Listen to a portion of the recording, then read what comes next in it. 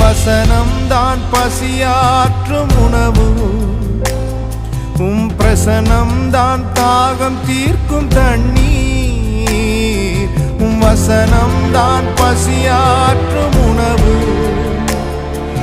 பிரசனம்தான் தாகம் தீர்க்கும் தண்ணீர்.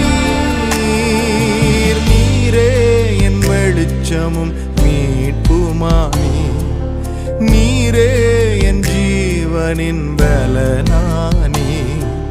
நீரே என் வெளிச்சமும் மீட்புமானே, நீரே என் ஜீவனின் பலனானே.